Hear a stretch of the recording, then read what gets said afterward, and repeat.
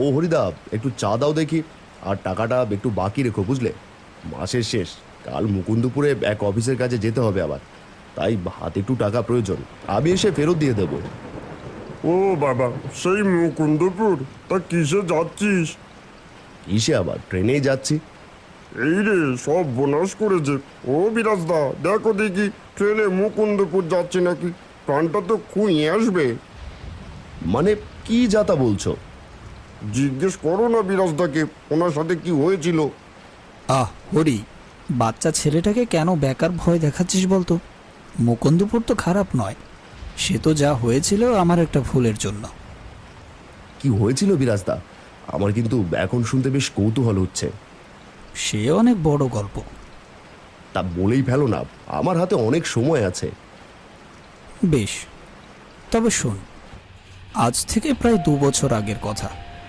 টানা পরিশ্রমের ফলস্বরূপ একটা বেশ মোটা বেতনের চাকরি পাই। বাড়িতে সবাই বেশ খুশি। চাকরিটা ছিল মুকুন্দপুরের একটা স্কুলে। বাড়ি থেকে এর আগে কখনোই এত দূরে থাকিনি। যেতে একটু মন কেমন কেমন করছিল ঠিকই, কিন্তু আর কদিনই বা ঘরে বসে বাপের টাকায় খাবো। তাই তল্পিতল্পা গুছিয়ে পাড়ি দিলাম। কথা ছিল বাবা মা এসে একটু গোছগাছ করতে সাহায্য করে দেবে, কিন্তু বাবার শরীরটা হঠাৎ করে খারাপ হয়ে যাওয়ায় ওনারা আর আসতে পারলেন না।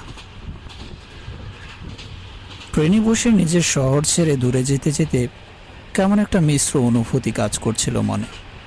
কষ্ট হচ্ছিল বটে, কিন্তু একটা স্বাধীন জীবন, নিজের রোজগার, এসবের উত্তেজনাও কম ছিল না। কিছুক্ষণ পর টিটি এসে আমার সামনে দাঁড়ালো, বলল, দাদা, টিকিটটা। হ্যাঁ, এই যে। আচ্ছা দাদা, বলছি মুকুন্দপুর কখন আসবে? সে অনেক দেরি, মাঝরাতের আগে আসে না। তার উপর আবার আজ ট্রেন লেট আছে, আজ তো আরো দেরি হবে। উনি চলে গেল। স্টেশন আসতে দেরি শুনে একটা জম্পেশ ঘুম দিলাম। কতক্ষণ ঘুমিয়েছি ঠিক জানি না, কিন্তু কারো ডাকে ঘুম ভাঙল। আরে দাদা, ও দাদা, বলে এভাবে ঘুমোচ্ছেন? এটা কিন্তু শেষ স্টেশন, এরপর আর ট্রেন যাবে না। তড়িঘড়ি উঠে বসলাম। জানালা দিয়ে উঁকি মেরে কোথাও কোনো স্টেশনের নাম দেখতে পেলাম না। জিনিসপত্র নিয়ে নেমে পড়লাম।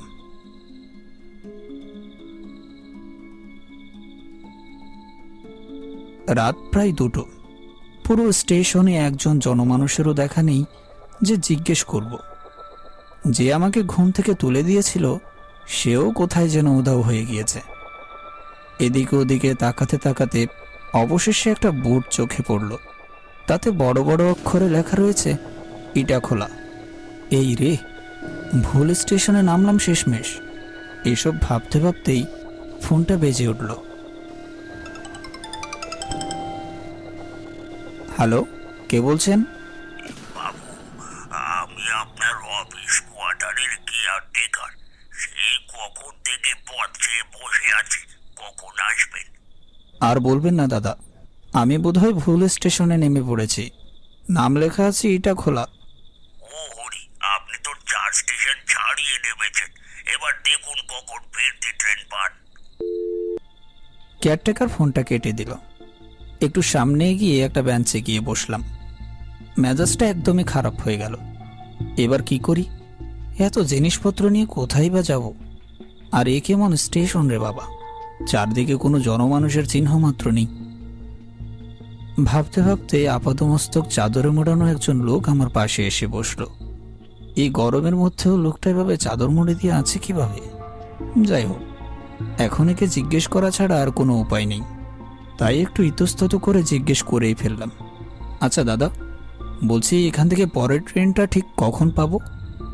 কোথায় যাবেন? আমি মুকুন্দপুর যাব। বেশ বেশ, আমিও মুকুন্দপুরেই যাব। এই তো রাতে শেষ ট্রেনের 8 ঘন্টা পরে স্টেশনে আসবে, সেটাতেই উঠতে হবে।